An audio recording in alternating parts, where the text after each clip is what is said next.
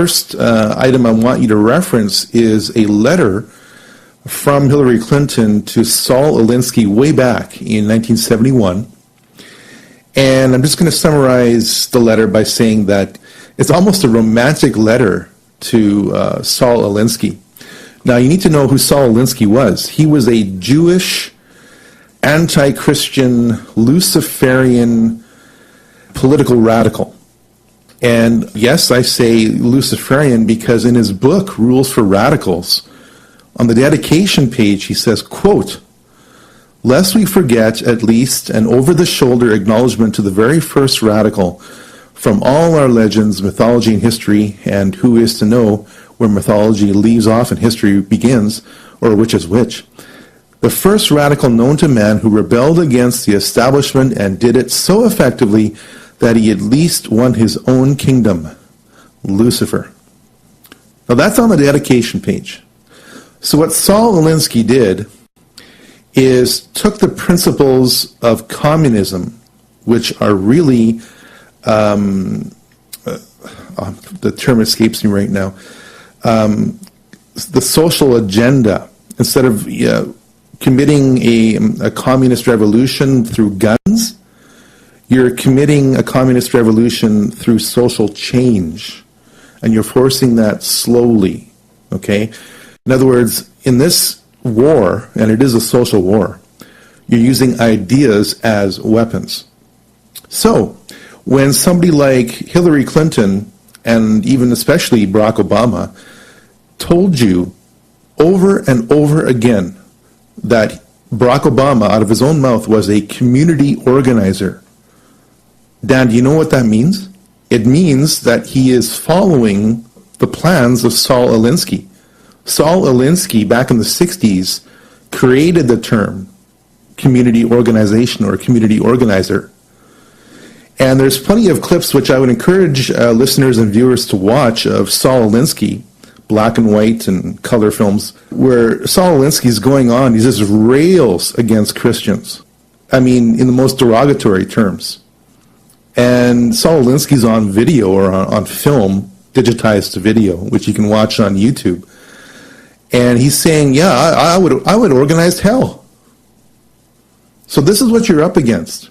And this is Hillary Clinton's love letter to Saul Alinsky 45 years ago when she was still a student at Berkeley. So that's where she's coming from. So when some people will say, well, you know, that was back then, that's not her now. And I would say, are you kidding me? Really? The Clinton Foundation is of such epic, world-class, Olympic-level crime that it's hard to describe. When the Clinton Foundation somehow won the right to be the exclusive foundation to handle the billions of dollars that were gathered from around the world to the Haiti Earthquake Relief Fund, about 97% of it went to the Clinton Foundation and maybe 3% of it went to actual relief. So the Clinton Foundation is just sitting on billions of dollars worth of donations from around the world, and it never goes to the people who need it. And that's just one example. I could go on for about 20 minutes about gun running into kings and just pay for play. But I'll summarize it by saying this. Hillary Clinton typically got $10,000 for her speeches per minute. Are you following me? Oh, yeah, she likes a rigged game. Hillary Clinton would earn more money in 5 minutes of speaking than you will all year. So she's at that level.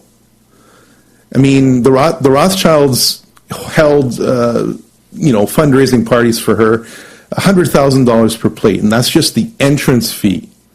Oh, if you want to talk to her, that's an extra $50,000. It's just epic criminality. So I can say Hillary Clinton has a radical communist, anti-Christian agenda because she's, writing love letters to her mentor back in the day, Saul Alinsky. And back to that letter of July 8th, 1971, the third paragraph is the most interesting. It says, "There were rumors of you going to Southeast Asia to recruit organizers. Is the lack of indignation among my peers really so rampant that suggests, or did you get yourself a CIA-sponsored junket to Exotica?" Now, the only way you would type out that paragraph is if you knew about Air America and the covert drug running between the Golden Triangle during the Vietnam era and America. And I hate to say this, but it's, again, all our conversation tonight is not about salacious or sensational details. I'm only giving you the bare minimum information you need. I'm not going to overly dramatize it because some of the details are... I got physically sick last week when I started going through the details of Pizzagate and everything else, which we will touch on. But I will say this. You can search, just type into Google after this broadcast and just search Time Magazine, drugs in Vietnam soldiers' bodies. In other words, the deceased veterans were cut open, some of them, not all of them, and kilos of drugs will be put into the cadavers of dead American soldiers as they would be shipped over to America. Wow. It doesn't get much sicker than that. My goodness, that's awful. Oh, no, there's so much sheer evil that's just going on under the surface, but it's there, okay? It's an entire culture, a subculture. And as long as we're in our holy huddles and we're doing our thing, then we allow them to do their thing, right? Oh, yeah. We're too comfortable. The society, let's just say Christians in America are too comfortable.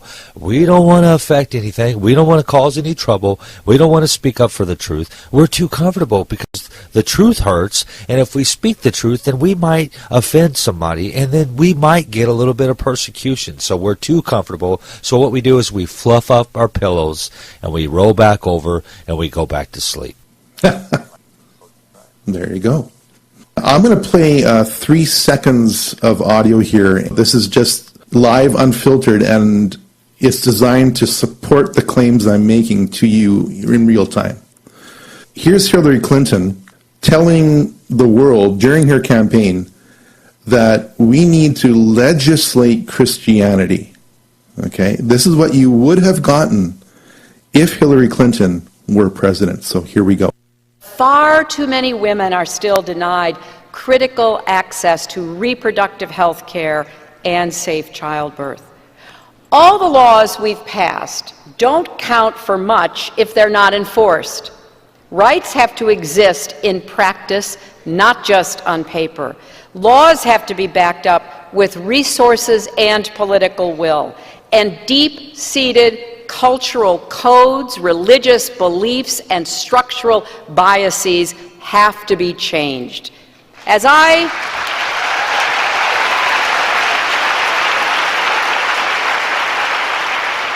have said, and as I believe, the advancement of the full participation of women and girls in every aspect of their societies is the great unfinished business of the 21st century. And not just for women, but for everyone. And not just in far-away countries, but right here in the United States.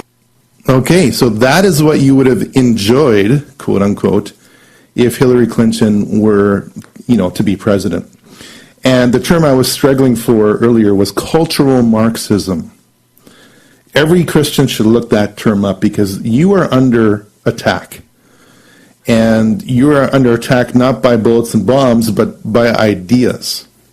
Okay? We're talking about the liberation theology movement, etc., the World Council of Churches. I mean, you name it. They got a program for everything. The economy, church life, home life, everything.